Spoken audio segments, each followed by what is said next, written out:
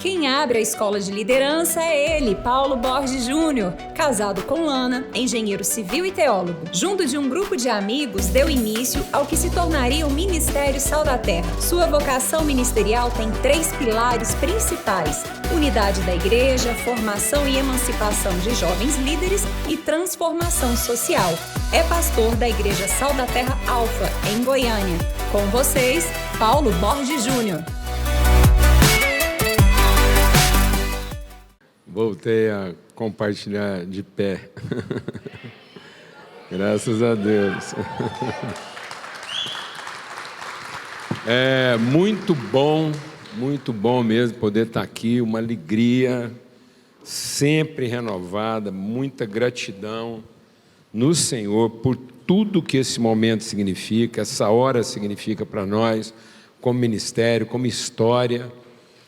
Então, a escola de liderança no Ministério Sal da Terra faz parte da nossa vida desde os nossos primórdios. Foi uma das primeiras coisas que a gente começou lá de forma bem embrionária, bem orgânica, e graças a Deus tem evoluído, cada vez tem alcançado mais pessoas em mais lugares, dentro e fora do Brasil. Eu queria cumprimentar o pessoal aí que está nos vendo online aí nos campos de Goiânia, Salvador, Florianópolis, São Paulo, Ituiutaba, Brasília, Rio de Janeiro, Morrinhos e Santa Juliana. E também o nosso campus online, para quem participa conosco aí. Eu queria fazer alguns comentários antes de a gente passar para aquilo que é o nosso assunto de hoje, né? Nossa aula inaugural da Escola de Liderança. Eu creio que vale a gente reforçar isso para todo mundo que se inscreveu e para aqueles que ainda vão se inscrever. Muita gente pensa que a nossa escola de liderança ela é restrita a líderes de ministério ou na igreja, com alguma atividade específica na igreja. E não é. Ela é uma escola de formação de líderes para toda e qualquer área. A gente entende, nós cremos a partir do Evangelho que todo filho e filha de Deus é luzeiro do mundo. Nós somos referência no mundo, nós somos sal da terra e luz do mundo. Toda a criação geme como quem está à espera de que os filhos de Deus se revelem. Então, todo homem e mulher, todo filho de Deus, ele é um líder, ele é uma referência, ele é o elemento de transformação e revelação em todo lugar onde ele está. Então, o conteúdo compartilhado aqui, ele não se aplica especificamente, especialmente na aula de hoje, a gente vai falar um pouco sobre isso, não se aplica exclusivamente, não faria sentido aquilo que são suas atividades na congregação propriamente dito.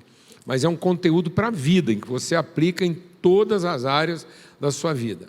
Outra coisa essencial de você entender é que esse conteúdo ele é produzido, ele é gerado especificamente para a escola.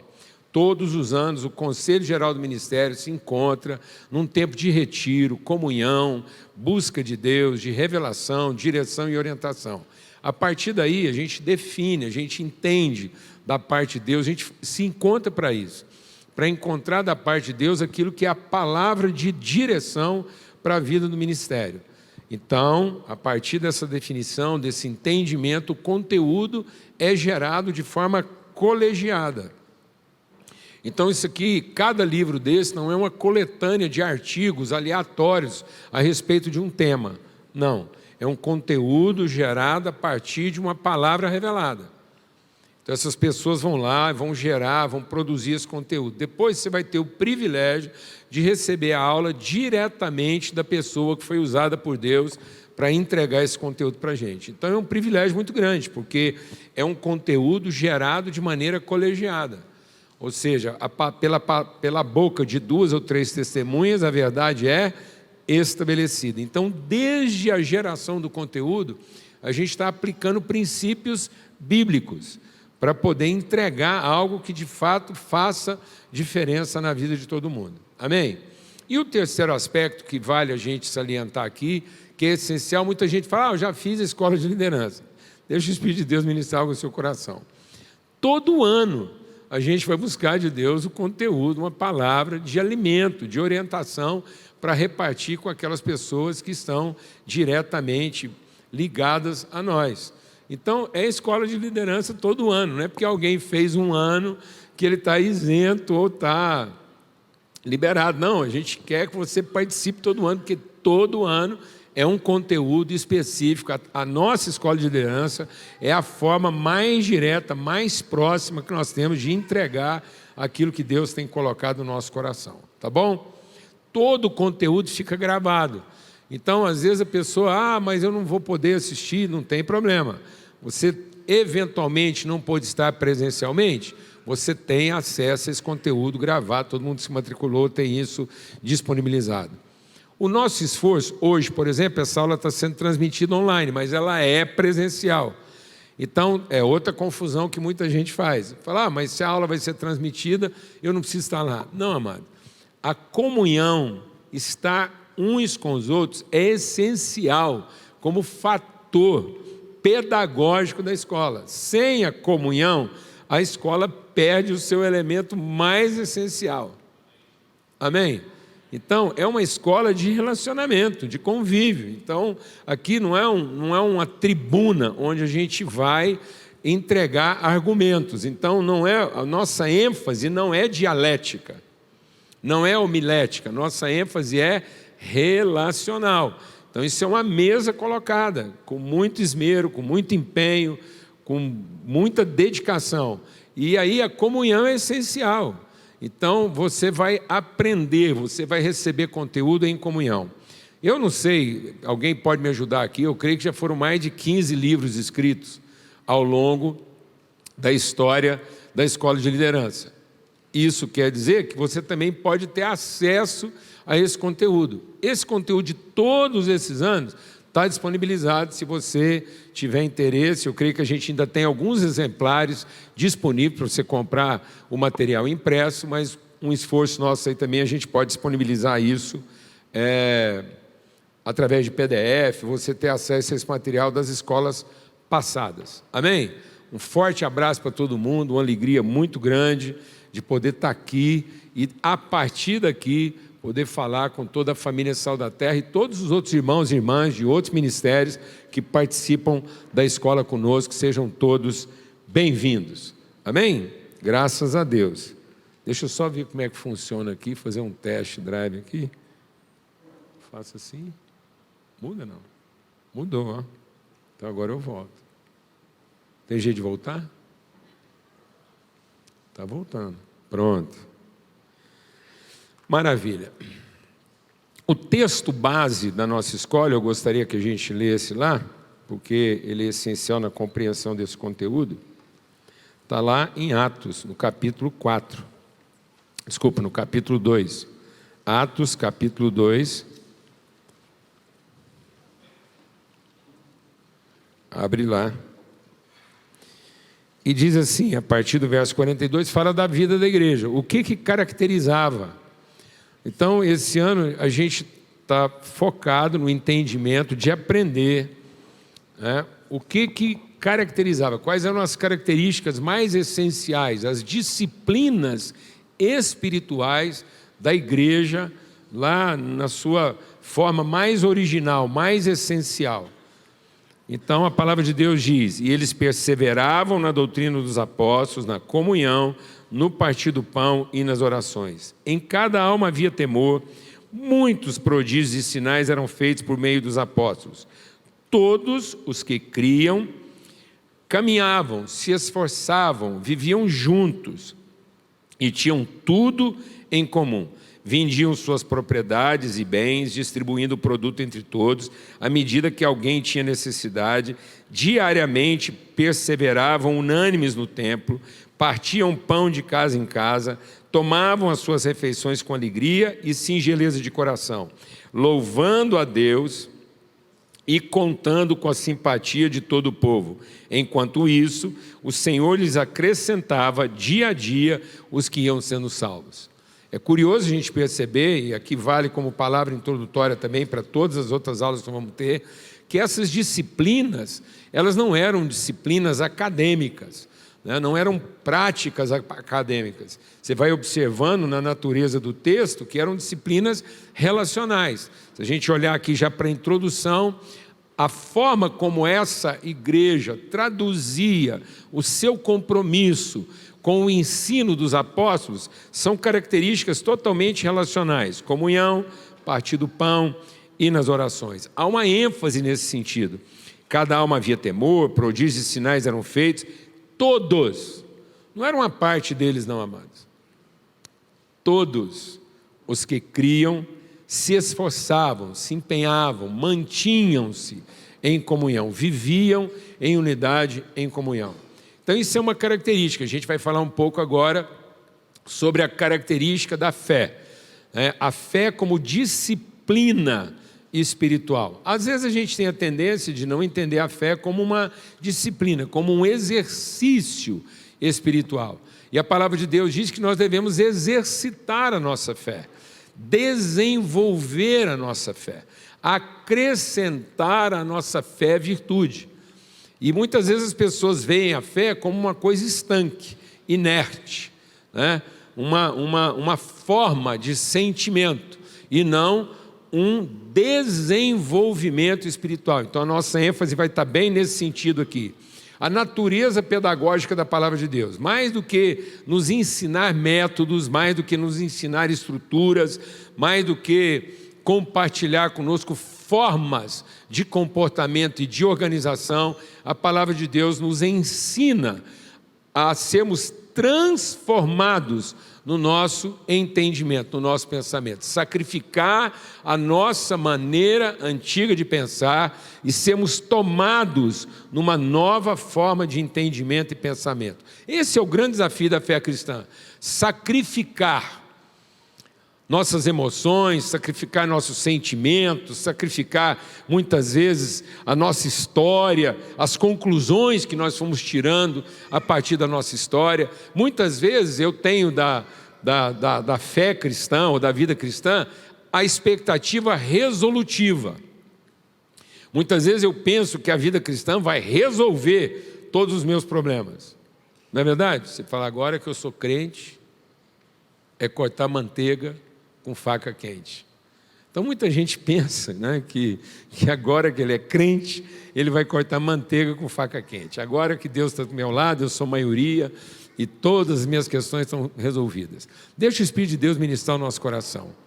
Cristo não veio para resolver a nossa vida. Cristo veio para nos resolver para a vida. Amém, amados? Ele veio nos ensinar a ser pessoas bem resolvidas para a vida e não a ter uma vida bem resolvida. Amém? Quem ainda pretende uma vida bem resolvida é porque é uma pessoa mal resolvida. Gente bem resolvida não está na expectativa de ter tudo resolvido, mas tem a certeza e a perspectiva de estar preparado para toda e qualquer situação. Então a natureza da palavra de Deus, ela não é resolutiva. Ela é redentiva, né?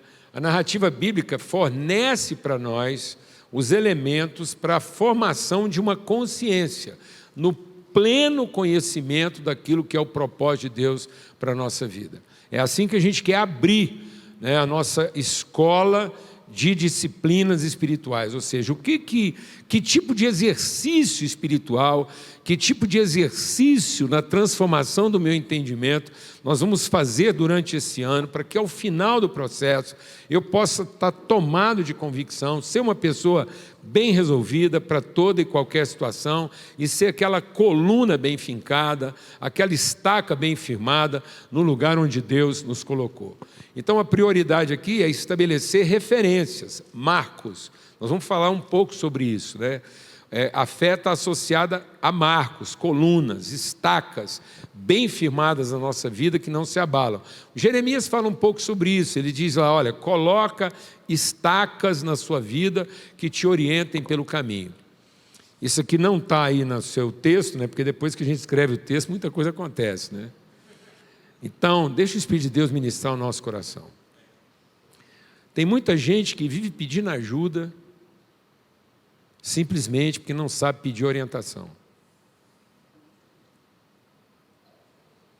Gente desorientada está sempre precisando ser ajudada. Sabe por que muitas vezes a gente está sempre pedindo ajuda? Porque a gente nunca parou diante de Deus para pedir orientação.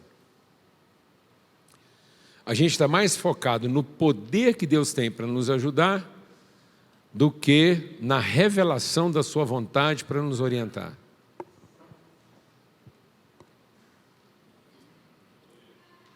Amém, irmãos? Graças a Deus. Então, nós temos que deixar de ser pessoas que estão sempre pedindo ajuda, para sermos pessoas bem orientadas segundo a palavra de Deus naquilo que é o seu propósito. Pessoas orientadas pela palavra de Deus, que têm o seu entendimento transformado, estão na posição de ajudar, de socorrer. Você pode ter certeza que essa condição, às vezes, precária que a gente vive, de estar sempre vivendo a vida parece assim, numa posição de déficit, né? Parece que está sempre faltando alguma coisa, a gente está sempre procurando alguma coisa que está faltando, sendo que nós deveríamos estar buscando a transformação do nosso entendimento, a iluminação dos nossos olhos, para que a gente não precisasse viver nessa posição de permanente carência, desejo e cobiça de alguma coisa. Amém? Graças a Deus. Então, a fé é a vitória que vence o mundo. A nossa certeza mais absoluta, a nossa convicção mais firme de que a revelação do eterno nos prepara para a vida. A palavra de Deus diz que uma das coisas que compromete a nossa fé é a ansiedade de futuro. E sabe por que a gente tem ansiedade de futuro? Porque a gente não tem revelação de eterno. Não confunda expectativa de futuro com convicção de eterno. Nós temos que ter uma perspectiva de eterno para enfrentar qualquer tipo de futuro. Toda vez que a gente está ansioso em relação ao futuro, é porque a gente ainda não teve revelação do eterno. A fé é a forma como nós nos apropriamos. A fé é a forma como o nosso entendimento e as nossas convicções são transformadas a partir da revelação do eterno. Então, todo homem e mulher de fé, ele vive na perspectiva do eterno. Por isso, ele ri do futuro. Ele não tem medo de futuro. A covardia, a timidez, a insegurança, a instabilidade, é porque nós colocamos a nossa vida numa expectativa de futuro. Muitas pessoas começaram a ter do céu uma expectativa de futuro. Muita gente pensa que viver com Deus é um lugar no futuro. E não uma convicção e uma certeza permanente de eterno. Então, a eternidade não é uma vida longa no futuro.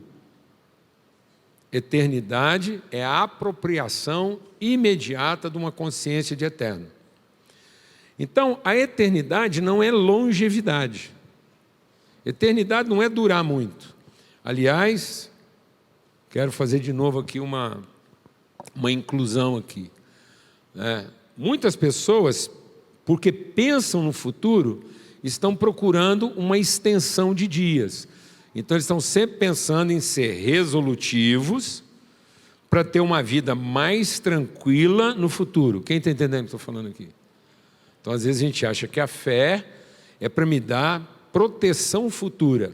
Quem prometeu proteção futura a partir das crenças foi o diabo lá na construção de Babel. Babel era um ajuntamento religioso, não em nome do diabo. Babel era um ajuntamento religioso em nome de Deus, formado a partir de uma expectativa de um futuro garantido. Sendo que Deus não quer os nossos encontros como expectativa de um futuro garantido, mas Deus quer que os nossos encontros sejam para fortalecer entre nós a nossa perspectiva de eterno. Amém? A grande maldição, a condenação que virá no futuro é de longevidade. Se alguém pudesse lá no Lago de Fogo vender morte, ia ser a pessoa mais poderosa do mundo. Porque na grande condenação no Lago de Fogo, as pessoas vão querer morrer e não vão poder.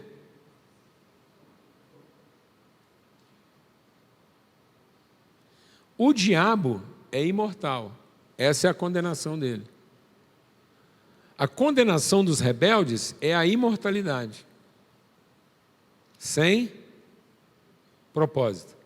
Nada é mais maldito do que a imortalidade sem consciência de propósito e de eterno. Nada é mais maldito do que durar para sempre sem nunca ter conhecido de maneira própria e encarnado de maneira viva o seu verdadeiro propósito.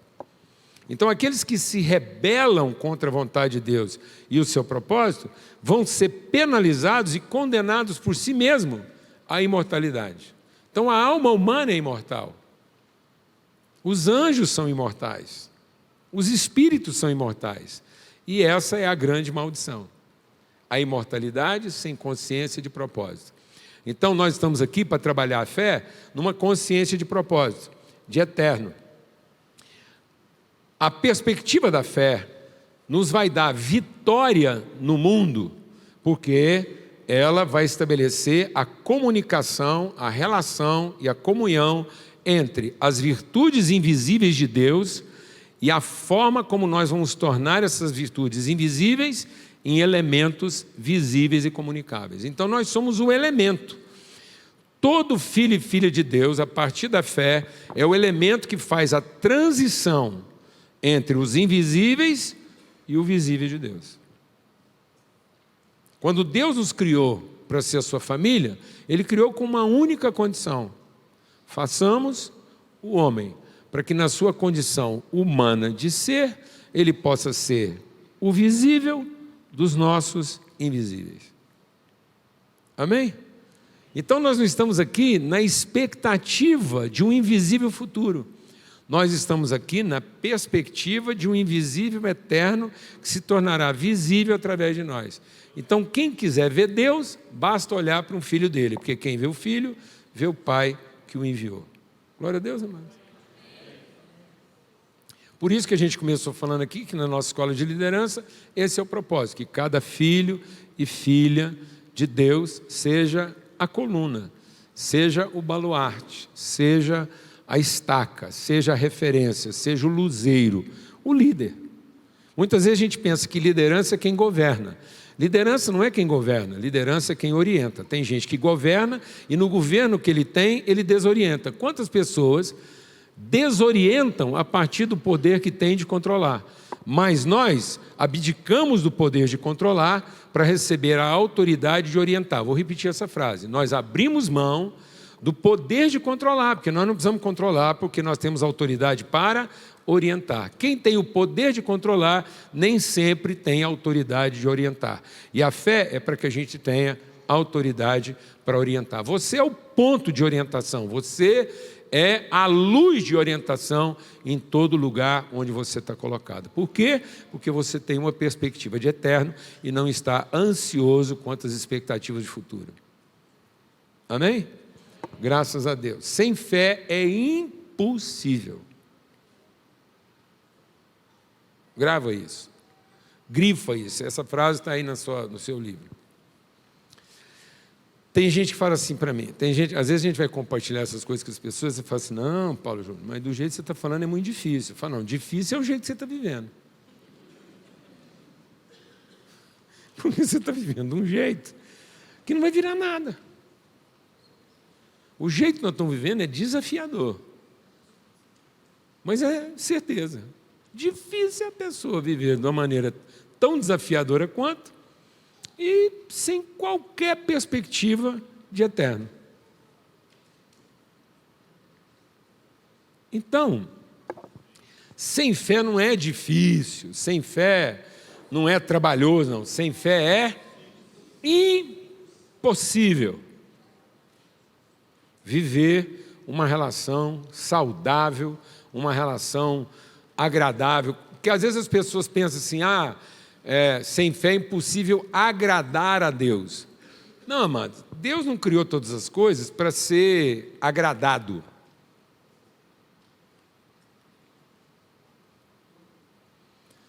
Faz uma correção aí, porque eu tenho certeza que às vezes estava lá como uma fortaleza na sua cabeça.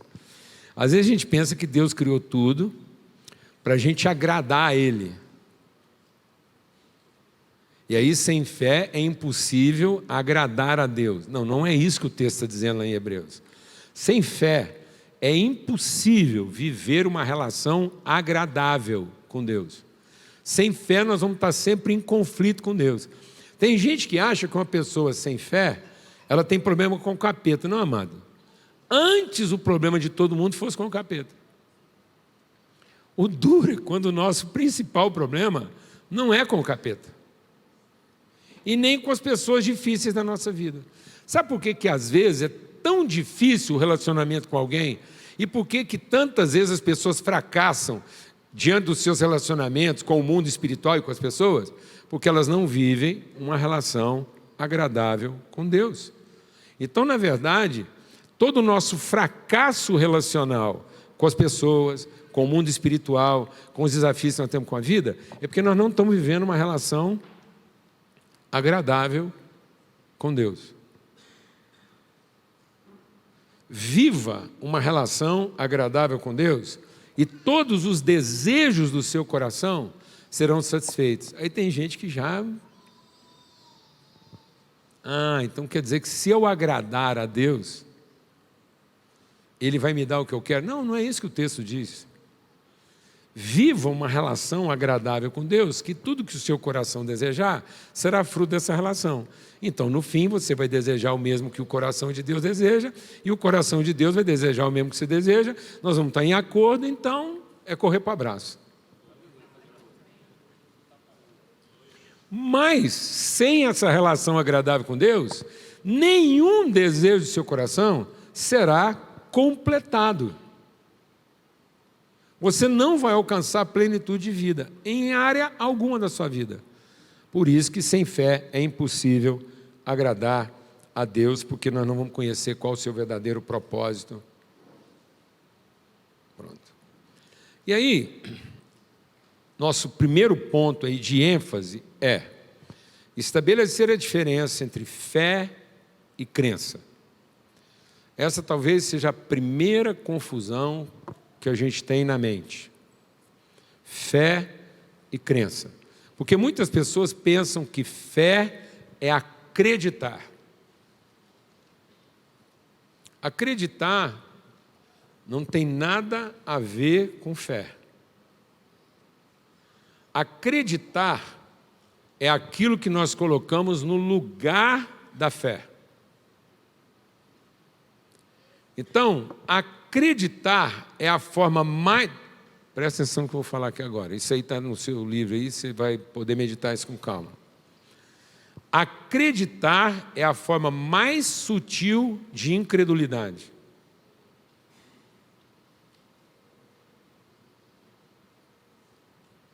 Nada traduz de maneira mais forte a nossa incredulidade do que a sinceridade das nossas crenças. Quanto mais sincero eu for nas minhas crenças, mais tomado de incredulidade eu estou. E o espaço tomado pelas minhas crenças sinceras é o espaço ocupado por aquilo que deveria ser ocupado pela minha fé. Então, a humanidade não vive a incredulidade pela falta das crenças. A humanidade vive a incredulidade pela sinceridade das crenças. E aí você vai ficar chocado. Sabe um crente sincero? Satanás. Satanás só virou diabo porque ele tinha uma crença sincera. ele passou a acreditar piamente que, através do trabalho que ele fazia, ele iria merecer algum tipo de reconhecimento de Deus. Por isso que o diabo ele é tão enganador. Porque ele engana as pessoas na sua sinceridade de crença. Então ele não vem tirar a sua crença, ele vem reforçar as suas crenças. Então, se você tem algum tipo de crença em Deus, que está ocupando o lugar da sua fé, pode ter certeza que essa é a área que o diabo vai reforçar na sua vida. Para que você fique cada dia mais crente da sua crença. E sincero. Você nunca vai encontrar uma pessoa falsamente amargurada. Você já viu algum amargurado falso? Você já viu algum ansioso falso? O cara é falsamente ansioso. Não, todo ansioso, qual é a característica da ansiedade dele? A sinceridade. Ele é sinceramente ansioso. Então a pessoa é sinceramente tímida, sinceramente ansioso, sinceramente amargurado. Então não está faltando sinceridade. Está faltando o quê? Sensibilidade. Por quê? Porque a característica essencial da fé não é o que você acredita. É a forma como você conhece a Deus intimamente. Então, o elemento essencial da fé é a relação e não a admiração. Então, a fé não são as conclusões que eu tiro de Deus a partir das expectativas que eu tenho dele. Vou repetir. A fé não tem nada a ver com as conclusões que eu tiro de Deus a partir das expectativas que eu tenho dele. Nesse sentido, Deus vai desapontar todas as nossas crenças, porque enquanto a gente não for desapontado em todas as crenças, nós não vamos ter lugar para a fé. Por isso que Cristo não veio contemplar nossas crenças. Cristo nos atraiu a partir das nossas crenças. Porque a gente estava tão tomado de crença que ele foi nos atraindo, que a gente começou a olhar para ele e falou, está aí um cara que vai resolver todos os nossos problemas. E aí, na medida que ele foi nos fazendo caminhar o caminho da fé, ele foi desapontando, até desapontar todos os discípulos, a ponto deles acharem que eles tinham acreditado em vão. Então, de que Cristo estava libertando todos os seus discípulos? Das suas crenças mais sinceras. Porque ele queria levar os seus discípulos e levar todos nós agora ao verdadeiro nível da fé, que é o nível do conhecimento e não da experiência. E muitas vezes eu estou querendo ter uma experiência que satisfaça as minhas carências a partir das expectativas que eu gerei de Deus pela forma como eu observava. Da onde vem o desapontamento sincero do diabo? É porque Deus para ele era um estranho? Não. Deus não era um estranho. Ele estava familiarizado com o Deus que ele observava. E a partir do que ele observava em Deus, ele foi tirando o quê? Conclusões de crente. E ele tinha tanta proximidade para observar Deus, que ele formou crenças profundas e sinceras, até que ele foi totalmente desapontado. Quem está entendendo o que eu estou dizendo aqui? O que faltou para ele? O que ele nunca vai ter? A possibilidade de um relacionamento íntimo que produza conhecimento. Então a fé é a forma mais sublime e desenvolvida de conhecimento espiritual, e não a forma mais desenvolvida de expectativa religiosa. Quanto mais expectativa religiosa, quanto mais expectativa devocional, Quanto mais expectativa eu tenho de um Deus resolutivo, mais longe eu estou do conhecimento do verdadeiro propósito de Deus para a minha vida. Então, quanto mais crente, mais eu resisto à fé. Então, você pode ter certeza que a nossa maior resistência à fé são as nossas crenças. A fé é fundamentada naquele que a inspira e não na pessoa que acredita. Está aqui um princípio essencial para você entender a diferença entre fé e crença. A fé, ela é fundamentada a partir daquilo que de Deus se revela e não a partir daquilo que eu espero dele. Coloque isso em prática na sua vida. Porque às vezes toda a sua forma de crença está pautada naquilo que você espera de Deus. Então, você muitas vezes, pensando que está fundamentado na sua fé, você está fundamentado na sua crença, porque você não está fundamentado no conhecimento que você tem de Deus, você está fundamentado na expectativa que você tem dele. E aí você é um sério candidato a um desapontamento grave, porque ele não vai satisfazer suas expectativas. Está claro isso? Amém. Vamos para frente.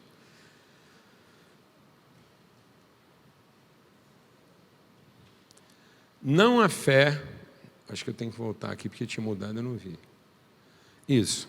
Acreditar, se fé vem de uma expressão que revela conhecimento, acreditar vem de uma expressão lá do latim que é dar crédito a. Por isso, quem acredita é ele que está dando crédito para Deus. Então, a nossa crença é a forma como nós credibilizamos Deus. Por isso que é tão difícil lidar com uma revelação diferente da nossa expectativa. Porque você se sente prejudicado daquela sua presunção de ter imaginado que Deus faria exatamente aquilo que você precisava que Ele fizesse, e não aquilo que Ele de fato queria fazer. Então, a fé é o conhecimento da sua vontade, enquanto que a crença é uma expectativa de experiência com o seu poder. Então, todo crente tem uma expectativa de experiência de poder, enquanto que a fé nos leva a um conhecimento da vontade. Todo mundo que tem o conhecimento da vontade não tem dificuldade de lidar, inclusive, com a falta da experiência de poder. Então, mesmo que eu não tenha uma experiência de poder, isso não vai mudar a minha fé, não vai comprometer minha fé, porque minha fé não está pautada numa experiência de poder.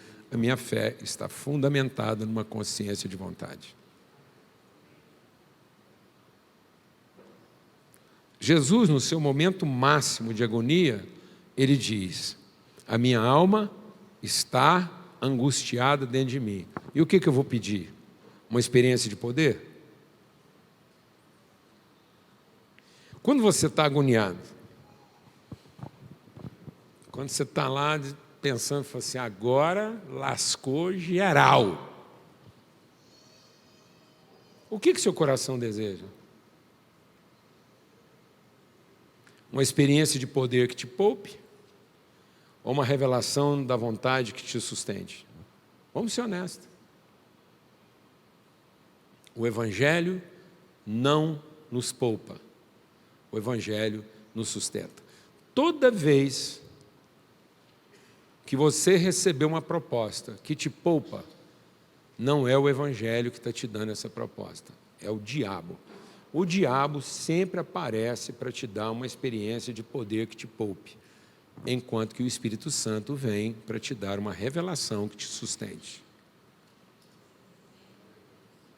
Então Deus prometeu o Espírito Santo para que através do Espírito Santo da sua palavra você possa ter o sustento, a força, a autoridade para enfrentar toda e qualquer situação. Nesse meio tempo, o diabo vem te oferecer uma experiência de poder que te poupe. Quando Jesus estava no deserto, o diabo veio para falar dele.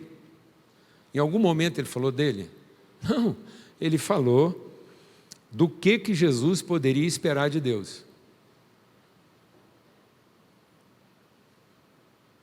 Na forma de uma expectativa. Lá na iminência da cruz, Jesus diz: o que eu vou te pedir? Que o seu poder me poupe? Ou que a sua vontade se cumpra? Então, para enfrentar os problemas mais difíceis da nossa vida, nós precisamos de um poder que nos poupe ou de uma revelação que nos oriente. Então, nós estamos precisando de uma revelação que nos oriente e não de um poder que nos poupe. Amém? Acreditar não implica necessariamente em algum tipo de relação. Então, o crente não tem que ter relação. O crente só tem que ter devoção.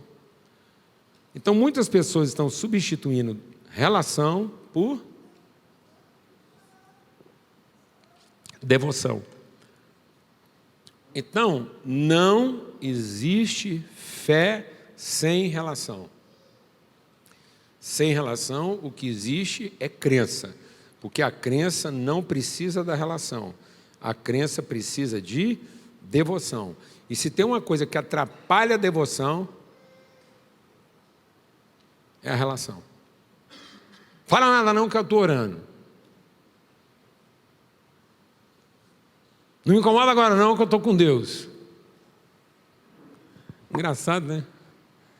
Às vezes a gente fala assim, não, fala nada não que eu estou agora, eu estou com Deus. Eu não aprendi isso com Jesus não. No momento mais difícil da vida dele, que ele precisava estar com Deus, ele falou, escuta, vocês não vão ficar comigo não? Jesus queria os discípulos lá com ele acordados, mesmo atrapalhando, melhor do que dormindo. Então a única coisa que Jesus não queria naquela hora era sossego, porque naquela hora ele não estava precisando de sossego, ele estava precisando de quê? De irmão.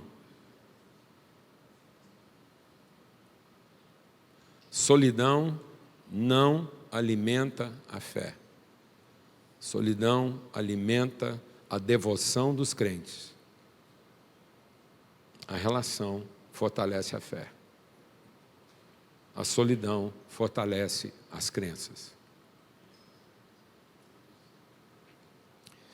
A solidão faz você ficar firme naquilo que você acredita e na sustentação das conclusões que você tirou. E às vezes tudo que você precisava era de um irmão te incomodando lá, junto com você, para você saber que você não está sozinho no seu enfrentamento. Amém? Graças a Deus. Qual foi o pior momento espiritual na vida de Elias?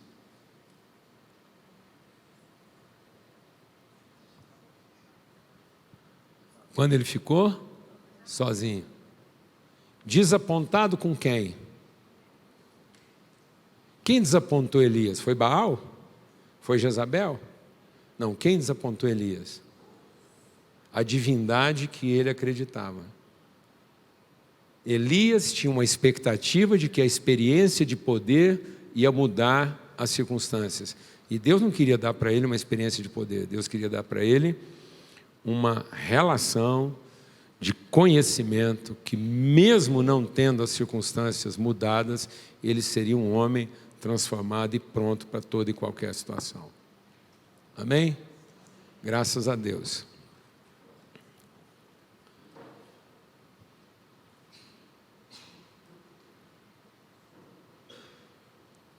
Foi?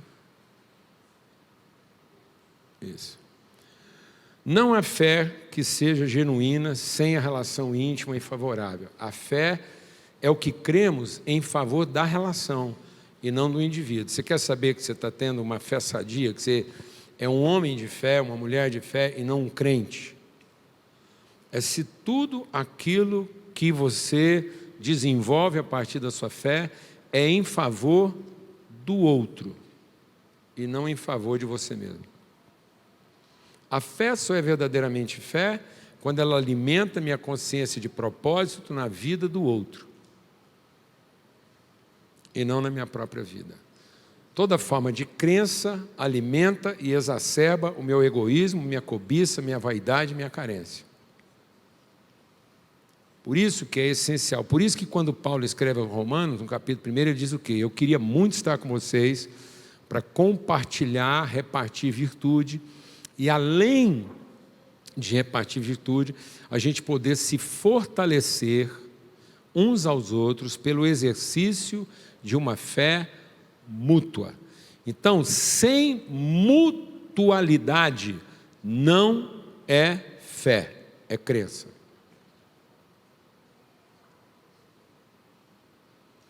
A fé não é para você ter o marido que você merece, isso é crença.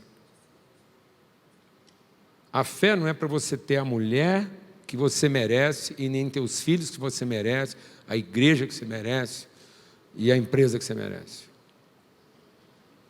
A fé é para que você seja a mulher que o seu marido precisa, que a sua esposa precisa, que a sua empresa precisa e que a sua igreja precisa. A fé não é para te dar o que você merece, mas é para que você cumpra o seu propósito no meio de quem não merece.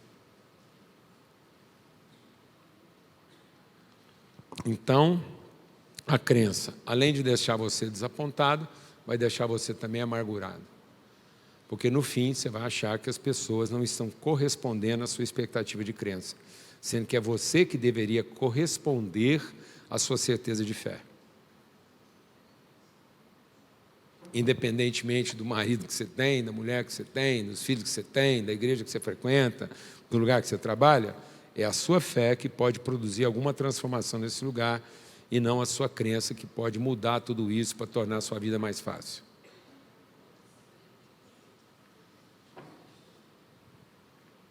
Amém? Graças a Deus. É tudo aquilo que nós cremos na relação e na formação do outro. A fé é que alimenta a nossa disposição inabalável e incansável de entregar virtudes que recebemos em favor da construção do outro. Então eu costumo dizer o seguinte, no reino de Deus, por isso que a palavra de Deus diz que eles compartilhavam tudo que cada um tinha pertencia à comunidade. E o povo pensa que isso dizia só a respeito de financeiro. Não, o financeiro só revela a forma como nós lidamos com o mundo espiritual. O financeiro não define a sua espiritualidade. O financeiro é definido pela sua espiritualidade. A sua noção de espiritualidade define a forma como você lida com o dinheiro. Mas não é a forma que você lida com o dinheiro que vai definir sua espiritualidade. Então eles tinham tudo em comum. Isso quer dizer o seguinte, quando o povo de Deus estava junto e viviam em fé, em comunhão de fé, haviam riquezas e pobrezas. Isso quer dizer o seguinte, a minha riqueza é em favor da sua pobreza. A sua pobreza é em favor da minha riqueza. E a sua riqueza em favor da minha pobreza. Então todo mundo trouxe para a vida riquezas e pobrezas. Eu não sou autossuficiente, você não é autossuficiente. Então a fé vai me ajudar na relação com o Espírito Santo e uns com os outros a conhecer quais são as minhas riquezas e quais são as suas pobrezas. Então, em vez de eu estar vivendo apenas sincero na minha devoção de crente, na expectativa de que meus desejos serão satisfeitos, eu vou viver em fé, na certeza de como as minhas virtudes abençoam a pobreza do meu irmão. De modo que, na verdade, a minha riqueza não pertence a mim, pertence à comunidade. E eu administro as minhas riquezas em favor da comunidade. De modo que quem é movido de fé faz justiça. Por isso que a característica do homem e da mulher de fé não é crente. Não é o crente que vive da fé. Quem vive da fé? O justo. Então, a crença é para alimentar minha carência, meu direito de ser satisfeito. Mas a fé é para que eu possa fazer justiça. Porque o reino de Deus é um reino de justiça. A fé é para que eu possa ser justo, para que eu não me aproprie de maneira imprópria, nós vamos ver isso com mais cuidado daqui para frente. A fé é para que eu não me aproprie, mas que eu entenda que papel eu cumpro no suprimento de toda a comunidade. Põe um pouquinho mais para frente, que eu acho que ele fica melhor. Pronto. Maravilha. A mutualidade, então, é característica essencial da fé. Pessoas que estão acostumadas a viver em solidão, fechadas em torno de si mesmo, pensando só em si, resolver seu problema, define um ótimo crente. Todo crente ele está invocado com ele em resolver suas coisas, seus ritos. Por isso que todo crente quer saber qual é a melhor igreja, onde é o culto do poder, quem tem a oração fervorosa, onde é que o Espírito está descendo, porque ele não quer errar o endereço.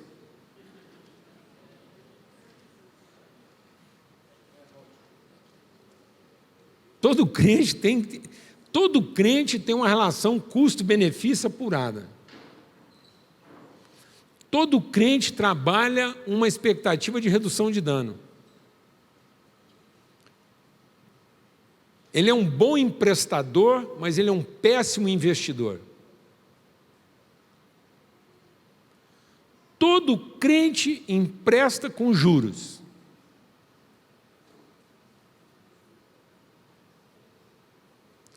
Todo crente não sabe fazer uma oferta espontânea. Tudo que ele entrega e oferece, ele já está com a expectativa do que ele vai receber em troca. Por isso que Jesus, quando chega no templo, fala assim, o templo de Deus era para ser um lugar de encontro, vocês transformaram ele num lugar de quê? Comércio. Então, todo crente é um ótimo comerciante. E todo homem e mulher de fé é um justo, porque ele não faz comércio, ele faz justiça. Amém? Porque é característica essencial da fé a mutualidade, o cuidado que nós temos uns com os outros. Amém. Um outro aspecto essencial da fé, uma vez que a gente trabalhou bem, por isso eu fiz assim, esse empenho da gente trabalhar esse primeiro aspecto, né, da fé, da questão relacional, que é essencial da fé, a relação, a mutualidade. A fé que não é para a relação não é fé. Por isso, nós temos que entender que um dos primeiros sinais e evidências da fé é responsabilidade. A fé vai produzir em nós responsabilidade. Então a fé não alimenta minhas crenças e expectativas do que eu possa receber. A fé traduz a responsabilidade que eu assumo com o que eu já recebi. Por isso que sem fé é impossível viver uma relação agradável com Deus. Porque tudo que Deus quer como Pai é que cada um dos seus filhos assuma a sua responsabilidade. E hoje muitas pessoas estão confessando o direito, mas não querem assumir a responsabilidade. O que caracteriza a criança? O direito. O que caracteriza o adulto? A responsabilidade. Então, o que caracteriza o adulto, a fase adulta, não é o poder. Uma pessoa não se torna madura, um adulto, quando ele assume o poder que ele tem, mas quando ele assume a responsabilidade que lhe foi transmitida. Então, toda pessoa empoderada e irresponsável é infantilizada e sincera. Então, se tem uma coisa que caracteriza a nossa imaturidade, é a nossa sinceridade em defender o direito e o nosso ressentimento e a nossa mágoa em ver esse direito ferido. Então, quanto mais eu tenho compromisso com a satisfação do meu direito, mais pronto eu estou para ser desapontado e, consequentemente, viver amargurado porque esse direito não foi satisfeito. Agora, quanto mais responsabilidade eu assumo, menos amargura eu tenho, menos ansiedade você tem. Então, uma pessoa responsável não tem tempo para ficar ansiosa.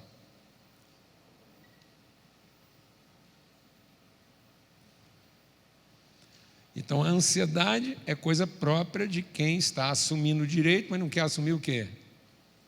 A responsabilidade. Porque ele quer, a qualquer custo, fazer valer o seu direito, e aí ele é infantil. Por isso que hoje, o maior problema que nós temos no meio das lideranças é o quê? Gente infantilizada, amargurada, ressentida, melindrosa, susceptível. Porque a minha sinceridade sem a sensibilidade da relação, me torna susceptível. Então, muita gente está confundindo susceptibilidade com sensibilidade.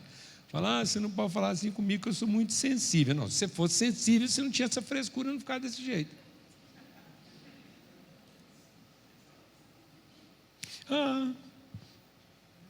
Estou magoado. Você falou assim. Não, isso não é sensibilidade, isso é susceptibilidade.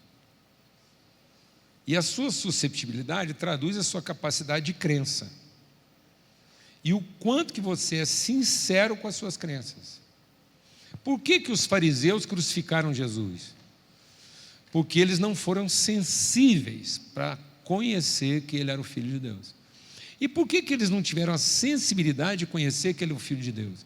Porque eles estavam tomados de toda a sinceridade de que o Filho de Deus deveria satisfazer suas expectativas. Na medida em que Jesus não satisfez suas expectativas, eles se deixaram vencer pela sua susceptibilidade, a sua amargura e o seu ressentimento, crucificando o próprio Filho de Deus. Então faltou para eles o quê? Sinceridade? Não, faltou para eles sensibilidade. E onde falta sensibilidade, passa susceptibilidade. Então, se hoje você é uma pessoa susceptível, por isso que o escritor da carta aos Hebreus diz o quê? No que depender de cada um de vocês, tenha paz com todo tipo de gente. Então, nenhum tipo de gente pode tirar a minha paz. Uma paz que pode ser tirada não é paz, é tranquilidade.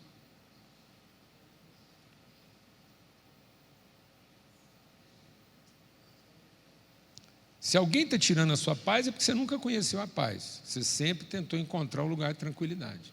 Porque a paz, ela é imperturbável. Ela é incorruptível. Porque ela é fundamentada num conhecimento, numa convicção, e não numa experiência de poder. Então, a falta de poder, a contrariedade, a perplexidade, a surpresa não tira a minha paz. Por isso também não há nenhum comprometimento do meu compromisso e da minha responsabilidade. Então, nada me faz sair do meu lugar de responsabilidade.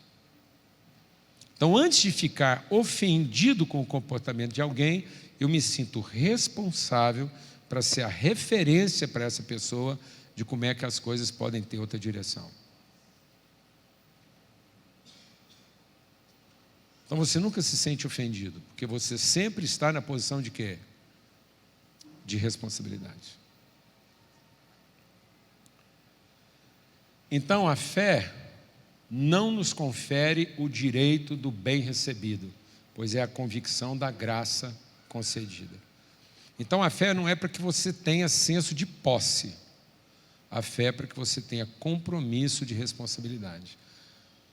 Então a sua convicção de algo concedido e merecido, então Deus concedeu a cada um de nós uma porção de virtude, da qual eu me tornei o quê? Responsável em favor dos meus irmãos. Então eu sou o fiel depositário daquilo que Deus quis entregar para a família, e ao querer entregar essa virtude para a família, Ele me identificou como o canal, o instrumento de entrega. Por isso que a fé vai impedir você de precificar o que você faz.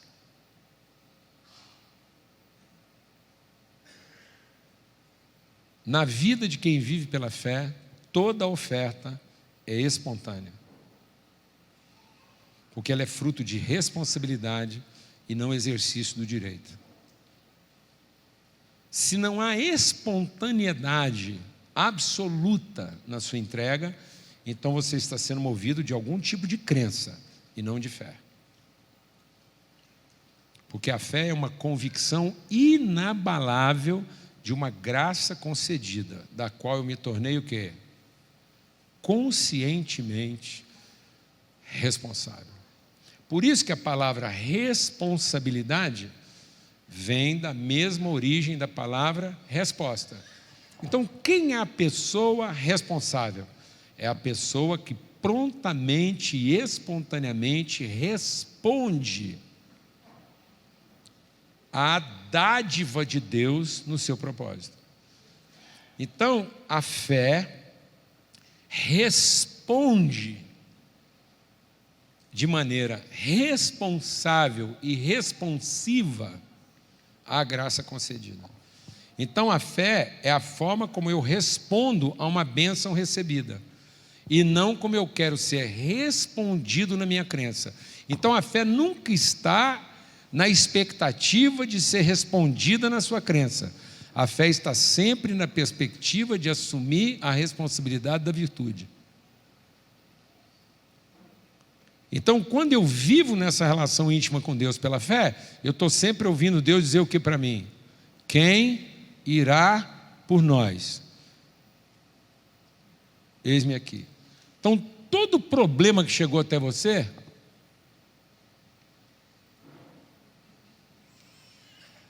não estranhe. Ele não errou de endereço. Tem gente que se sente injustiçado pelo problema que bateu na vida dele. Não, mano, não se sinta injustiçado, não. Apareceu assim um angu de caroço, apareceu aquele irmão que parece um caroço de piqui do avesso, ele é só espinho. É nossa responsabilidade. Assuma a responsabilidade. Abrace isso.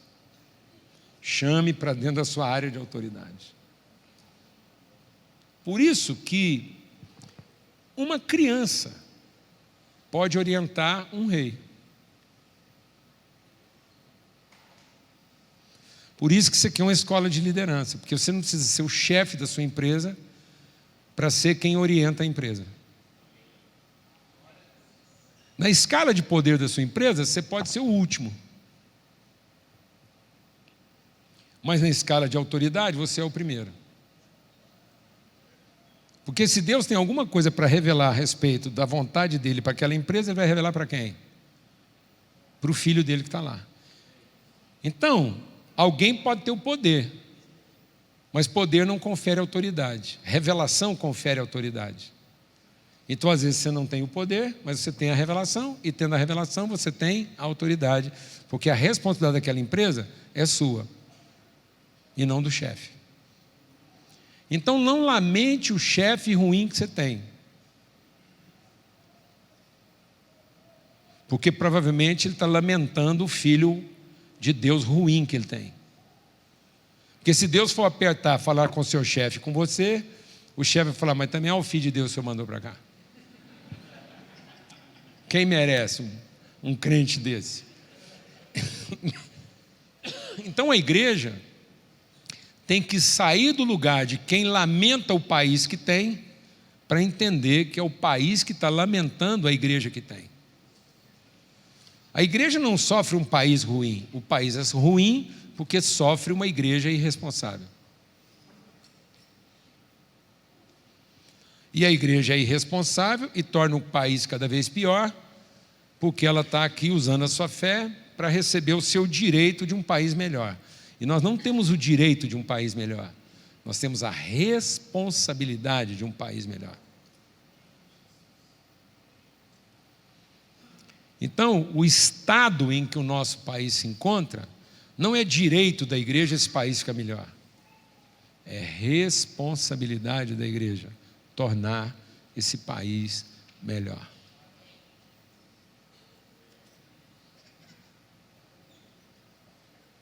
Quando Ló foi se separar de Abraão, fez a diferença entre um crente e um justo. Porque a hora que foram se separar, Abraão virou para o Ló e falou assim, escolhe primeiro. E o que o Ló fez? Deu uma olhada e escolheu o lugar que ele achava que merecia. Só sobrou areia para Abraão. E Deus falou, pode olhar aí, ó. Porque Deus vai nos dar autoridade para transformar desertos em jardim. Mas se eu usar o meu direito, eu vou transformar jardim em deserto.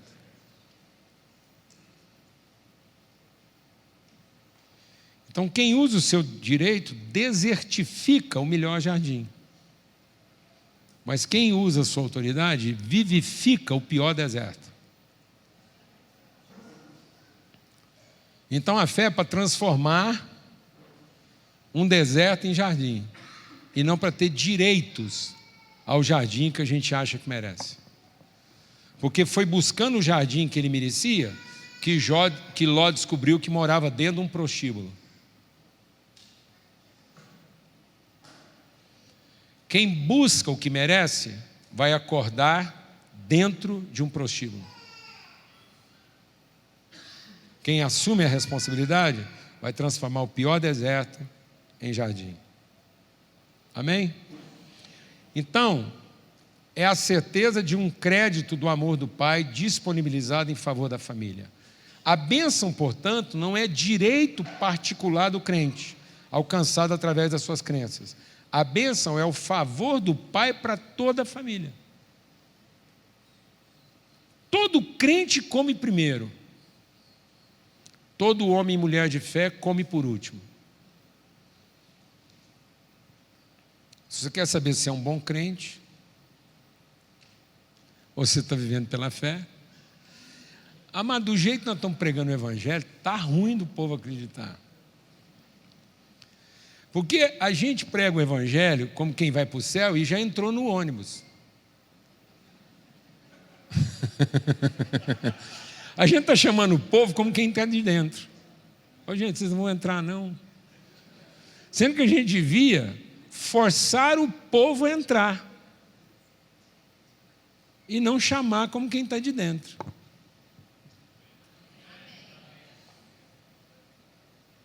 Então, você quer viver pela fé? Desce do ônibus. E seja o último a entrar. Você só entra na hora que você tiver certeza que não está faltando ninguém.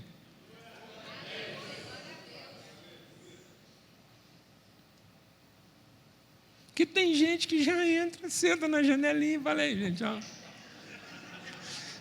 Tem gente que faz evangelismo de inveja. Você já viu evangelismo de inveja? Ele quer despertar a inveja dos outros. E não a responsabilidade. Não, Deus falou, você está aí, força-os a entrar. Então a nossa evangelização não é a evangelização de quem seduz. É a evangelização de quem assume a responsabilidade. E muitas vezes, para evangelizar as pessoas, nós estamos fazendo mais o trabalho de um sedutor. Por isso, a hora que a gente menos espera, acorda dentro de um prostíbulo.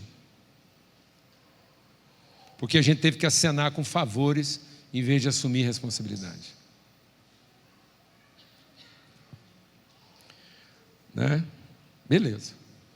Então a bênção é o favor do Pai para toda a família, entregue de forma pessoal a cada um dos seus filhos, para que possam desenvolver a responsabilidade e maturidade na medida em que cumpre a sua vocação. Então a nossa vocação é assumir a responsabilidade como filhos e filhas do Senhor. Outro aspecto essencial da fé é fé e esperança. Está aí no seu livro aí, que não confunda esperança com expectativa. Esperança não é a expectativa do que será. Esperança é a certeza do que já é. Então, esperança não é um desejo futuro. Esperança é uma certeza eterna. Então, eu não estou à espera, eu estou como quem conhece. Por isso, a nossa esperança é inabalável. Então, a esperança não oscila, não vacila, não se corrompe. Independente das circunstâncias, eu não sou como quem está à espera, eu estou sempre como quem conhece. E por isso eu tenho esperança. A minha esperança não é a expectativa do que será. A minha esperança é a certeza do que já é. Então a fé é para que a gente possa cumprir de maneira plena o propósito de Deus. Por isso, a gente colocou algo aqui, para nos ajudar de maneira pedagógica. Lembra que a gente falou aqui que é muito mais uma transformação de entendimento? Então a fé vai caracterizar na nossa vida o quê? Decisão e disposição. Então todo mundo que conhece a vontade de Deus se movimenta. Porque ele está olhando firmemente para o autor e consumador da sua fé.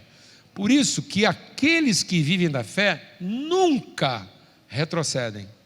Porque Deus não tem prazer naqueles que retrocedem. Porque toda vez que você está na expectativa do que ainda será, o desapontamento faz você desanimar. Então o que desanima, deixa Deus ministrar o nosso coração aqui. O que desanima a gente não é a dificuldade, é a frustração.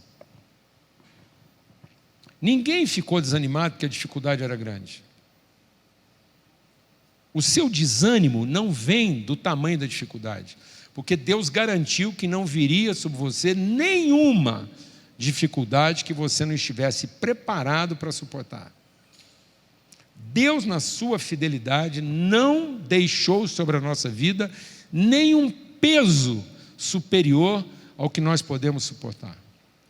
Você nunca, ninguém, nenhum filho, uma filha de Deus vai enfrentar qualquer tipo de problema que esteja além daquilo que ele já foi previamente preparado por Deus para suportar. Então a dificuldade não é uma prova se eu sou capaz de suportar. A dificuldade é a forma de conhecimento do quanto eu sou capaz de suportar. Toda vez que Deus permite para você uma provação, é para que você conheça seus limites de fé.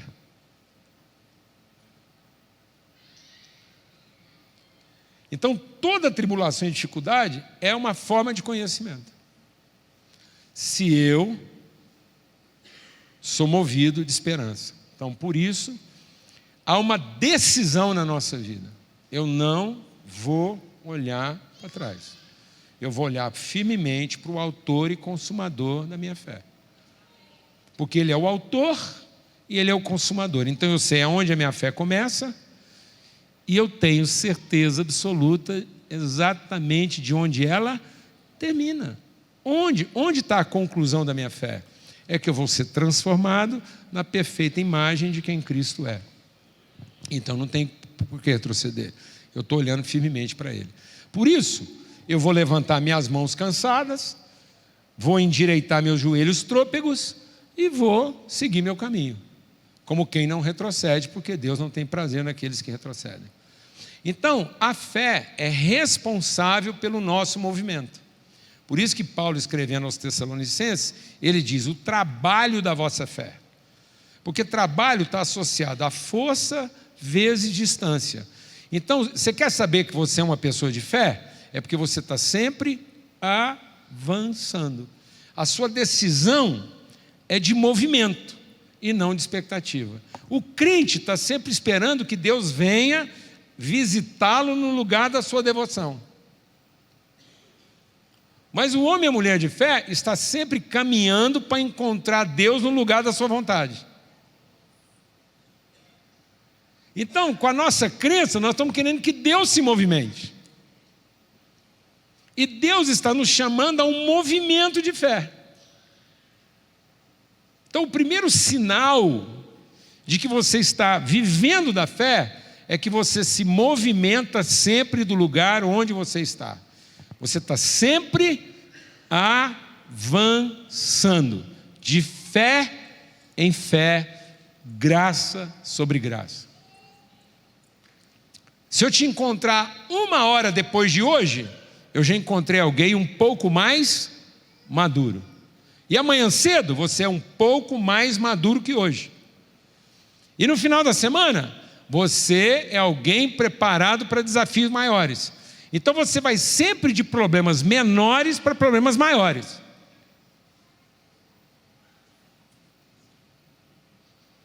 Então não espere que ao desenvolver a sua fé, seus problemas vão diminuir. Porque eles só vão aumentar. Deus manda um aperitivo de leão, depois o primeiro prato um urso, e um prato principal o gigante. Então só vai aumentando de tamanho. Então de fé em fé, de problema em problema, de desafio em desafio.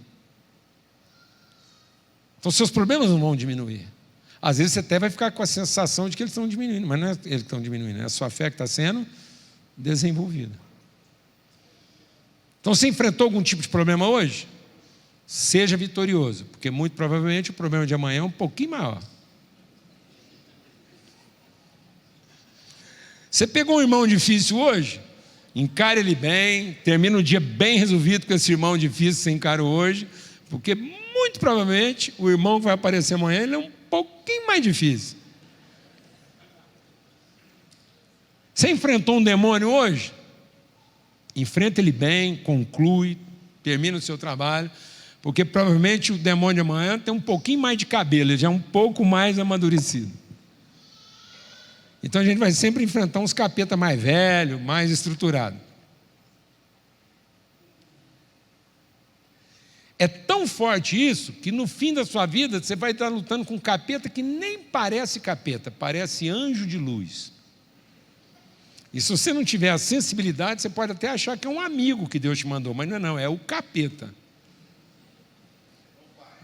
Com aquele bisuzinho na sua cabeça assim, não, rapaz, agora é hora de você se poupar, vai mais devagar, relaxa, descansa um pouquinho. Se alguém aparecer com a proposta de você dar uma relaxadinha, poupar, descansar, na etapa final da sua vida, repreende e afasta, que é demônio. E é dos demônios mais sofisticados que tem.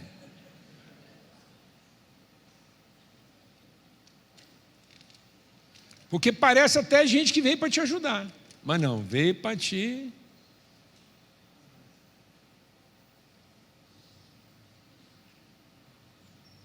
Deixa eu olhar lá para o campo lá. Amém, irmãos? Graças a Deus. Então, a fé é para que você cumpra de maneira plena. E esse cumprir de maneira plena é uma disposição. Então, entenda essa palavra. A fé vai levar você a sair sempre da posição em que você se encontra. Então, é uma convicção de firmeza. Você não muda nas suas convicções, mas você avança na sua trajetória. Você está sempre avançando, não retrocede. Você nunca está pedindo para Deus que Ele te poupe ou que Ele facilite. Você está dizendo para Ele lá, agora pode soltar o próximo aí que eu já estou bem. Vencido de hoje, que venha o de amanhã. Então, a adoração que resulta da fé está na forma como nós nos movemos dentro da vontade de Deus. E agora eu queria tocar num assunto aqui. E esse movimento tem que fazer com que a gente edifique altares que marquem o caminho e não o lugar de devoção. Presta atenção que isso aqui é um segredo na família. Sua família precisa ter referências de movimento e não de devoção. Você não vai garantir para sua família que ele encontre o lugar de devoção. Mas você pode garantir para os seus filhos que eles encontrem em todo lugar a direção. Por isso, os altares que você edificou na sua casa apontam para a sua família a direção. A forma como você se movimentou no cumprimento da vontade de Deus. E não a forma como você parou para se dedicar à sua devoção. Porque às vezes seus filhos não vão viver no mesmo contexto que você viveu. E ele vai chegar num lugar e não vai encontrar as mesmas referências de devoção. Mas ele pode ter na memória as referências de quê? De propósito. Ele viu como é que você se movimentou. Ele viu como é que você percorreu o caminho. Você deixou marcas na vida dele. Então, que todos os altares deixados na vida dos nossos filhos apontem o caminho e não o culto. E às vezes a única coisa que nós estamos deixando para os nossos filhos é o lugar do culto. E não a consciência de caminho. Eu queria fazer uma pausa aqui para que isso entrasse no nosso coração. Às vezes você está deixando para as pessoas um endereço de culto. E não um direcionamento de caminho. Elas não estão aprendendo com você por onde o caminho vai. Elas não aprenderam com você sobre como as suas convicções se transformaram em movimento. Elas apenas aprenderam como que as suas crenças se transformaram em devoção.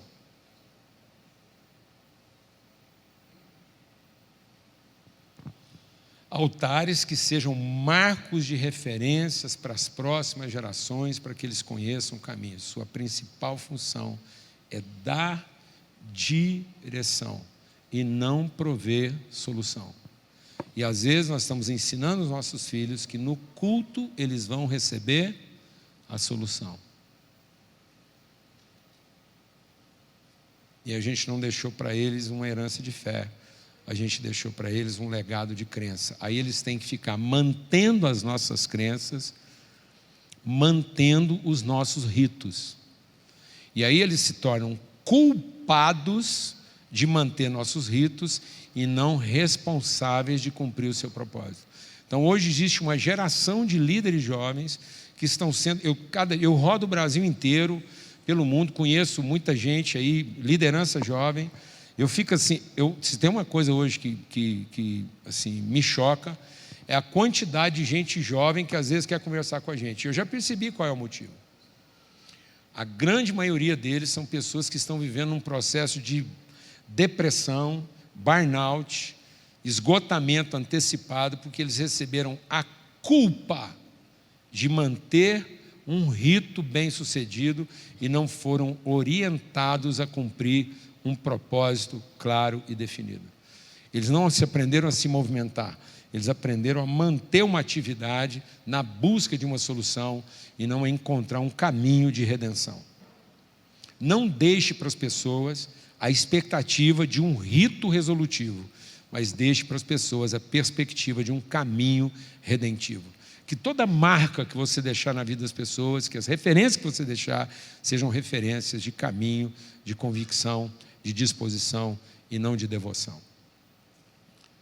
Que ninguém imite a sua devoção, mas imite a sua disposição em viver de maneira coerente com as suas convicções. Amém? Graças a Deus. Fé e esperança, decisão e disposição. A cruz é o movimento gerado pela fé de quem conhece a sua eterna vocação, de em amor, através de uma oferta espontânea, dar a sua própria vida para a formação do próximo irmão. Presta atenção, grave essa frase aqui pelo seguinte: nós transformamos a cruz num sinal de devoção e não numa referência de disposição. Jesus nunca mandou a gente fazer reuniões em volta da cruz dele.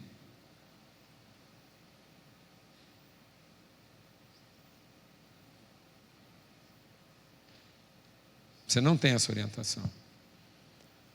Você não tem a orientação de Jesus de fazer um culto em volta do crucifixo onde ele morreu. Aquilo lá não era um marco de devoção. A cruz de Cristo não é um marco de devoção e culto. A cruz de Cristo é a inspiração de um movimento. Ele está dizendo assim: assim como eu subi na minha, suba na sua. Assim como eu assumi a minha, assuma a sua. Você está vendo o que a gente fez? Nós transformamos a cruz de Cristo num sinal de lugar que marca a nossa devoção e não um marco que aponta a direção, de modo que todo filho e filha de Deus caminha para assumir a sua própria cruz.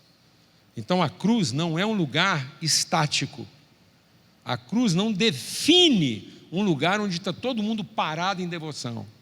A cruz orienta um movimento. Então a cruz é um sinal que orienta o caminho. E não que marca a hora e o lugar do culto. Vou repetir. A cruz não é para marcar nem a hora, nem o lugar do culto. A cruz é para orientar o caminho de todo cristão. Todo cristão caminha no sentido de assumir todo dia a sua cruz. Então nós tínhamos que ver cruz andando.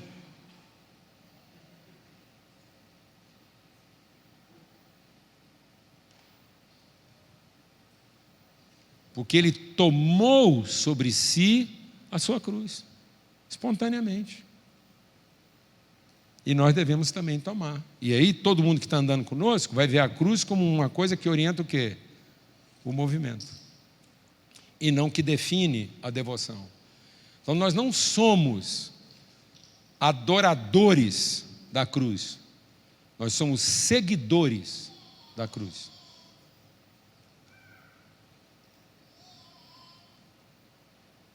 Nós não somos devotos da cruz. Nós somos seguidores da cruz de Cristo. Ela marca e orienta o nosso caminho. É por ali que a gente vai. Glória a Deus, amados. Concluindo.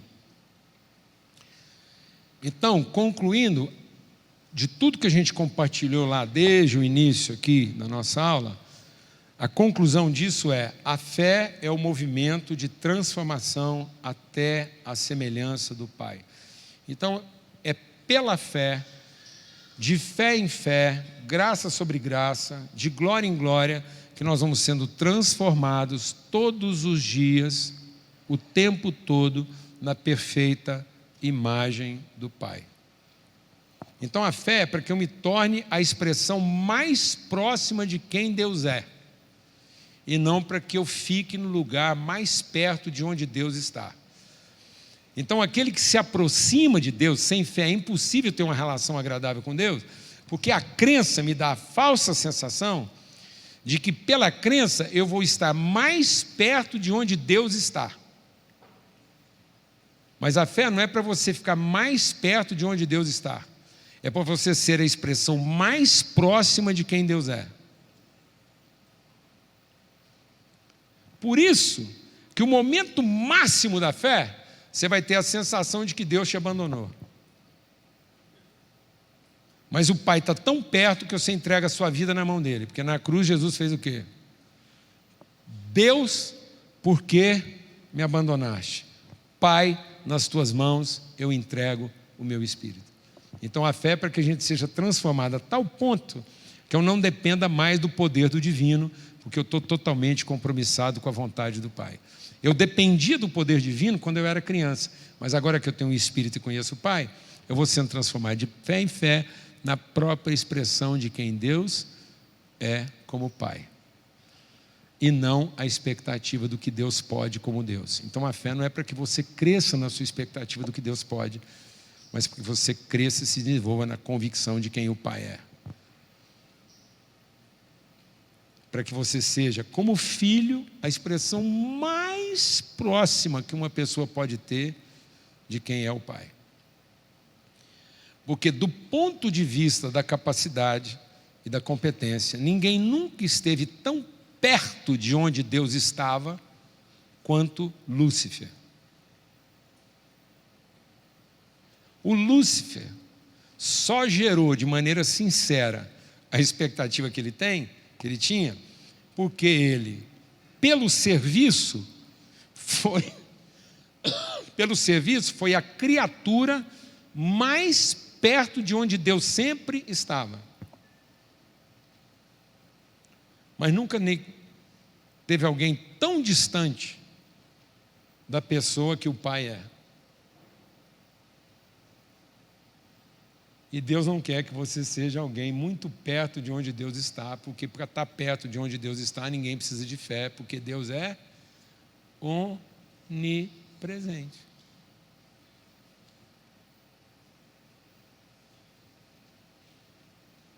Então ninguém precisaria de fé para estar muito perto de onde Deus está, porque por natureza Deus está perto até de quem não tem fé.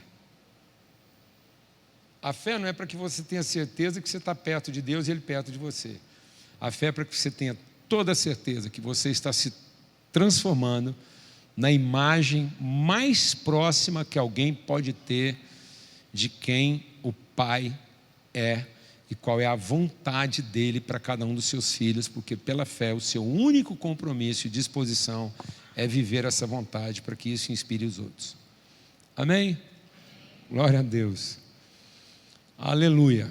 É isso aí. A gente agora acabou. E nós vamos abrir para perguntas agora, não é isso, Paulão? Vamos ter aí um tempo para perguntas. E alguns minutos aí para você ir pensando aí. O que não foi dito está escrito. E muita coisa que foi dita não está escrita, tá bom? Então está lá escrito, e aí você vai consultar lá, você prestou atenção, vai estar disponibilizado em vídeo, e aí você depois pode rever esse vídeo aí várias vezes, e isso vai melhorar a sua compreensão do que está escrito aí. Amém. Bênção. Agora nós vamos entrar para o nosso tempo de perguntas e respostas. Você pode fazer sua pergunta aqui. Pessoal que está nos assistindo em todos os campos, podem mandar as suas perguntas no grupo. Cadê do aquele WhatsApp irmão aí? que ofereceu a cadeira? Agora, para responder pergunta, eu quero responder sentado. Ó, Não, tinha um banquinho bonito aqui. Cadê aquele banquinho branco? Está na sala ali do... Aliás, pode deixar que eles vão trazer um banquinho. É para honrar o irmão, porque esse aqui eu fico muito baixinho e a câmera não pega lá. O outro está lá. Ó. Isso. Obrigado, viu, maninho? Amém. Então você vai pensando aí na sua resposta, na sua pergunta. Valeu. Nós temos aí 20 minutinhos para a gente trabalhar esse tempo de perguntas e respostas, tá joia? Nós já temos aqui algumas perguntas dos outros campos. Campus Brasília, pessoal de Brasília aí, boa noite. Qual a relação entre a natureza da fé relacional e a racionalidade, razão, conhecimento? A fé é um nível de conhecimento que excede a razão, mas a fé não é irracional. Ela vai além da razão, não desprezando a razão. A razão está incluída na fé, mas não determina a fé. A fé dá sentido à racionalidade.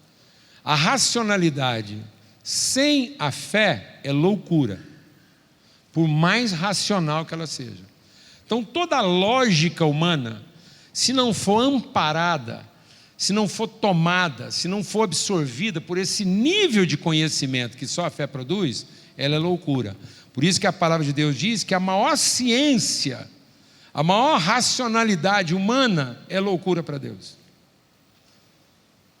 Agora, isso não quer dizer que Deus desprezou a razão, mas Ele excedeu. Então, o amor de Deus, que é o que fundamenta a fé, excede o entendimento.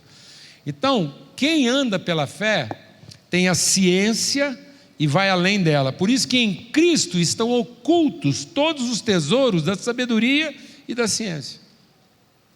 Então não despreze a ciência, não despreze a razão, resgate a razão e a ciência. Então a ciência humana e a razão humana estão totalmente perdidas. A pior forma de insanidade é a conclusão a partir da condição exclusiva da experiência. Porque um macaco é um cientista. uma formiga faz ciência. Porque a formiga, na limitação dela mesmo, sem cérebro, ela observa, compara e deduz.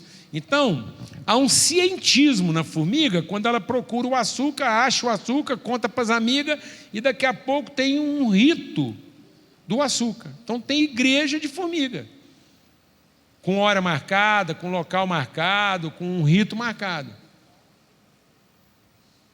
É uma forma de ciência. Você tira o açúcar, as formigas continuam passando lá. Leva um tempo até levantar outra formiga crente que descobre agora onde é que o açúcar está e leva a congregação para outro lugar. O macaco faz ciência porque ele observa, compara e deduz. Então, a fé vai te fazer você ultrapassar a sua capacidade dedutiva a partir das experiências e das observações que você faz. Porque ela vai te levar ao conhecimento. A ciência é uma forma sofisticada de entendimento, mas a fé te coloca no nível que excede o entendimento, não despreza. Então tem muita gente que, em nome da fé, ele despreza a ciência. Ele é um insano. Aí ele é um lunático. A ciência não pode ser desprezada, mas ela pode ser redimida. Amém. Alguma pergunta aqui, presente? Campus Online. Como encontrar o ponto de equilíbrio em me doar voluntariamente e assumir responsabilidade em prol dos meus irmãos e do ministério, sem ser negligente com minha família, meu trabalho e meus estudos? A primeira coisa é não fazer essa separação.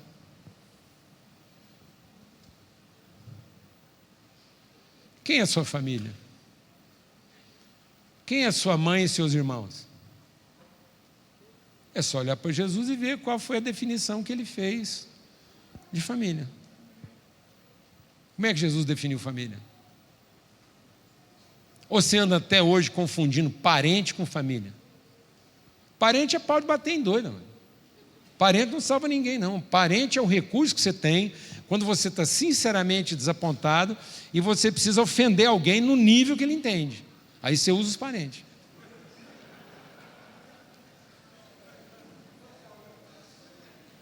Então, parente é um recurso sincero que você usa contra a pessoa de modo que ela não tenha como negar.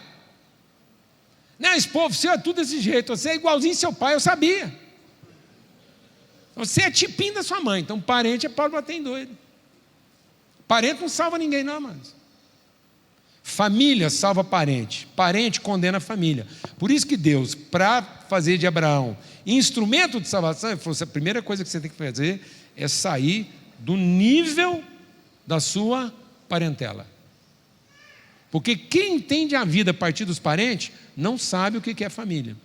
Porque família é uma composição relacional formada a partir de quem não é parente.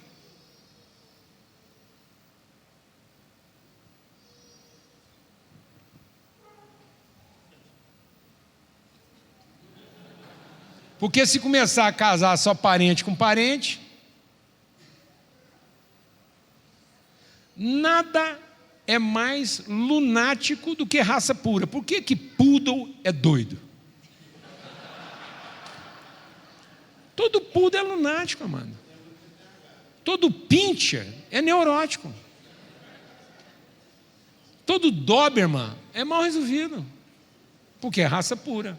Qual é o ser mais bem resolvido do planeta, mano? Fala aí, qual é o ser mais bem resolvido do planeta? Hã? É o vira-lata? Porque o vira-lata cumpriu o propósito de Deus. É um ser formado de toda tribo, língua, povo, raça e nação. O vira-lata é a raça desenvolvida. Entende todo mundo, se dá bem com todo mundo, come qualquer coisa, mora em qualquer lugar, frequenta qualquer ambiente. Agora não. Tem gente que quer ser poodle. Só fica no meio dos poodle, dos pincher, dos doberman. Aí vai ficar neurótico, morde qualquer um. Entendeu? Vê todo mundo como inimigo. Eu conheço, lá em Goiânia, eu tenho o privilégio de conhecer umas raças puras lá no meio dos cachorros lá. Tem cachorro hoje que os donos oferecem comida para eles.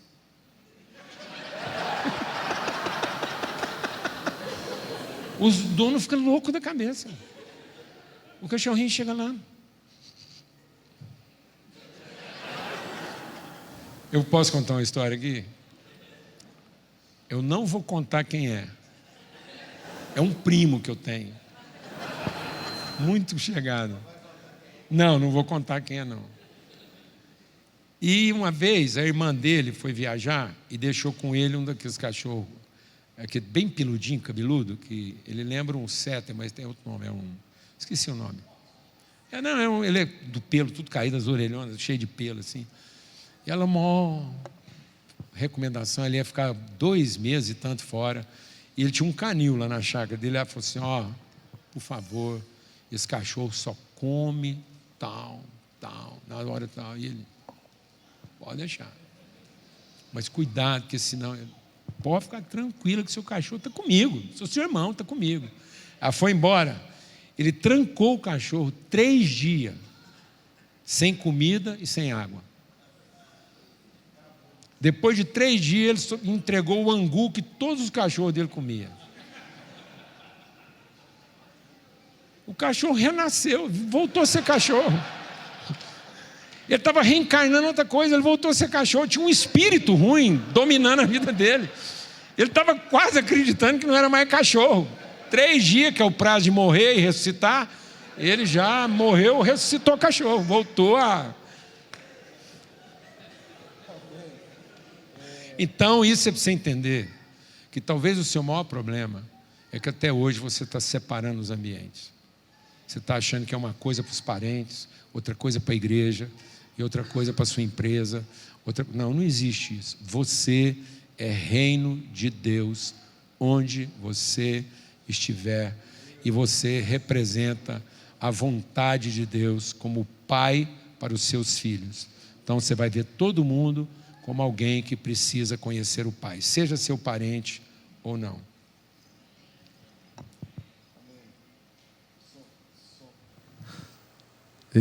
Saiu aqui. Lá de Tuiutaba, a nossa vocação tem que estimular em nós uma fé madura na perspectiva da responsabilidade cristã, mesmo em meio ao mundo pós-moderno, porque esse desafio é enorme na vida e missão da igreja. Porque eu avisei, mano. A Bíblia já avisou, não sou eu que estou avisando, não. É porque vai ficar só pior. Jesus não prometeu um mundo melhorado. O nosso primeiro desapontamento com Jesus começa na despedida dele. Porque a gente esperava um Salvador que viria e ia passar a mão assim, ó. Não nasce mais leproso, não nasce mais cego, não nasce mais paralítico. É isso que a gente esperava de um Salvador.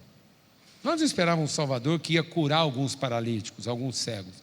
Nós esperávamos alguém que ia remover tudo quanto é tipo de enfermidade do mundo. Aí na despedida de Jesus, na despedida, ato final, ele vira e fala assim, no mundo tereis aflições. Amado, que Salvador é esse? Que na despedida dele, fala para a gente que no mundo tereis aflições, mas que não era para a gente ter medo, que a paz dele ia guardar nosso coração. Então é isso. Não vai ficar melhor. Vai ficar cada dia mais o quê? Desafiador. Deus não prometeu encher o mundo com o seu poder. Não tem promessa de Deus para encher o mundo com o seu poder. Tem promessa de Deus para encher o mundo com a sua glória. O mundo já está cheio de poder e não conhece a Deus. Um anjo revela o poder de Deus. Um passarinho cantando revela o poder de Deus. Mas só um filho de Deus, assumindo a sua responsabilidade diante de um mundo difícil, revela a glória de Deus. E foi quando Jesus estava totalmente desprovido de poder, que ele disse, agora glorifica o teu filho, para que o teu filho glorifique a ti. Então, através da sua vida, Deus não vai encher o mundo de poder. Deus vai encher o mundo com a sua glória. E a glória de Deus se revela com o Filho de Deus, assumindo de maneira inegociável, irredutível, incorruptível a sua responsabilidade. Amém. Tinha até uma pergunta aqui do Rio de Janeiro, exatamente sobre isso. Se não temos que buscar experiência com o poder, por que várias passagens da manifestação no ministério de Jesus e muitas explicações sobre os ministérios, dons e talentos? Porque dons e talentos são irrevogáveis. O cara pode estar em pecado que ele não perde o poder que ele recebeu.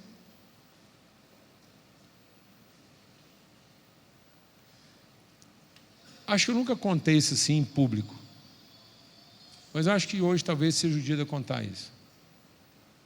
Eu conheci uma mulher que teve uma conversão assim muito transformadora. Infelizmente casada, mãe de filhos. Logo que ela se converteu, ela sofreu um assédio moral de um dos pastores da cidade. Então você imagina o choque que foi para ela. Ela veio de uma outra fé, uma outra crença, ela vinha de uma crença lá e a conversão dela, ela estava assim totalmente entregue. Aí ela sofreu esse assédio e a gente teve que tratar essa questão. E ela virou para mim e falou assim: Paulo Júnior, você sabe por que cantada de pastor é irresistível? Eu falei: a irmã está falando em mistério e eu quero aprender. Eu falei: irmã, me conta, por que cantada de pastor é irresistível? Foi porque o pastor, quando dá uma cantada, ele canta com o dom. O dom que ele recebeu para evangelizar. Então ele recebeu um dom de ensinar e as pessoas receberam um dom de crer naquilo que ele ensina. Então quando ele usa esse dom para seduzir, a sedução dele é irresistível, porque encontra o nosso dom de acreditar no que ele está falando. Haja o que houver na sua vida, Deus não vai te tirar o poder. E todo mal que você fizer na sua vida, você vai fazer com o poder que Deus te deu. Então o pior que pode, a maldição não está na ausência da bênção. A maldição está em dar outro sentido e propósito à bênção.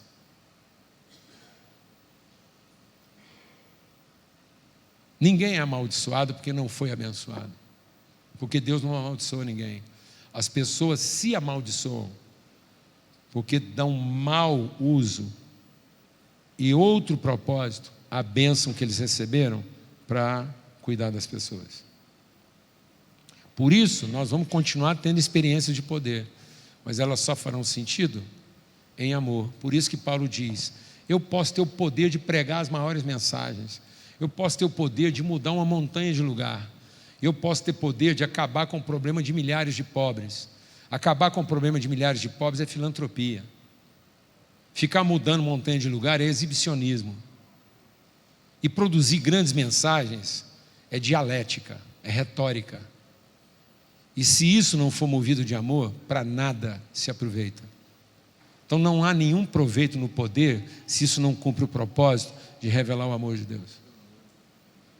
É só isso. Nós vamos continuar tendo experiências de poder, mas isso não quer dizer absolutamente nada se nós não estamos imbuídos da responsabilidade de revelar o amor. Amém. Perguntas do Campus São Paulo.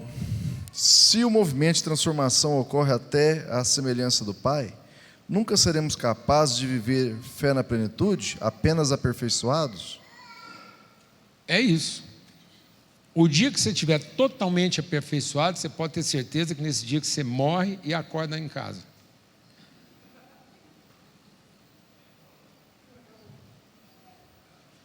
Porque a gente vive uma relação muito engraçada com Deus. A gente chama ele de pai, fala que ama, mas não quer voltar para casa. A gente fala que ama o pai, quer parecer com ele, quer estar em casa. Irmão, deixa o Espírito de Deus ministrar o nosso coração algo muito transformador. Deus deu a todo ser humano uma experiência diária de morte. O sono.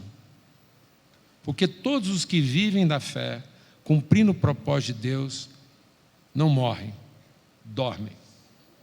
E a primeira coisa que uma pessoa perde quando ela fica ansiosa é o sono. Então, toda pessoa de fé dorme bem porque sabe morrer. E toda pessoa ansiosa não dorme bem porque não sabe morrer. Porque toda noite você morre, como quem dorme. Porque você dorme na certeza que você vai acordar. Ou aqui para continuar trabalhando, ou em casa.